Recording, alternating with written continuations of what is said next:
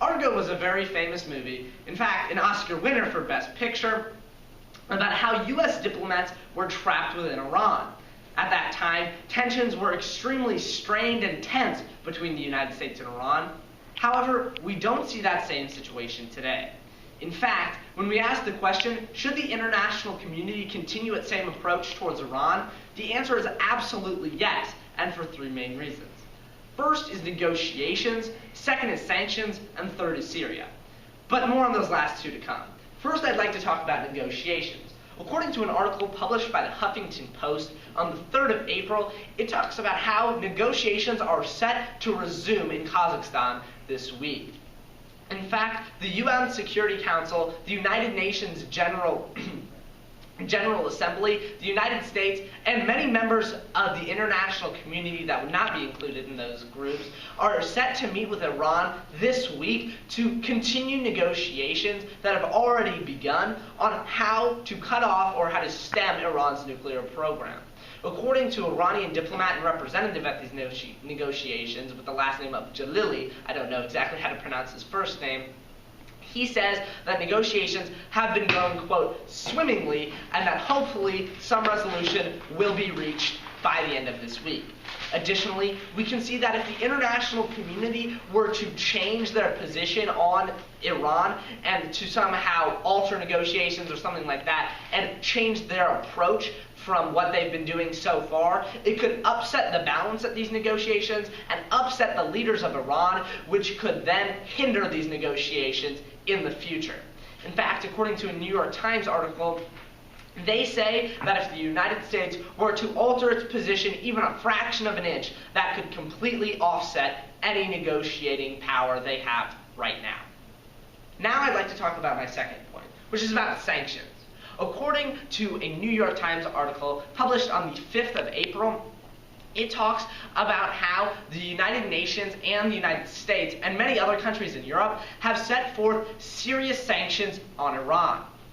Now, these positions have been somewhat successful. However, Iran has been still able to keep their head above water because of countries like China, a huge consumer of oil. However, the United States and the European Union need to continue this approach because according to the Washington Post, a Washington Post article with the same date, they say that eventually this will choke Iran. In fact, the New York Post attributes the fact that Iran is in negotiations to these sanctions. Should the United States, the European Union, or the UN, or the rest of the international community change their stance on these sanctions, it would then allow Iran to back up negotiations, considering that they don't need them anymore. It's simply the fact that the United States is a huge consumer of oil, along with the European Union, and that Iran needs them. That's why they've entered into these negotiations. That's why this position and this approach by the international community has been successful so far. And that brings me to my third point, which is Syria. According to a New York Times article published on the 1st of April, they talk about how if the United States were to change its position or to change its power over Iran, or whatever power they may have now, if that were to diminish, they would have very little bargaining power when it comes to Iran's position on Syria.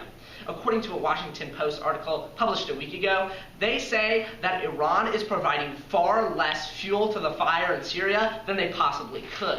In fact, they say that Iran could escalate the conflict a lot further than they are now and provide more arms, more weapons to the Assad regime, and potentially turn that into a region-wide conflict, or more of a region-wide conflict than it even is now.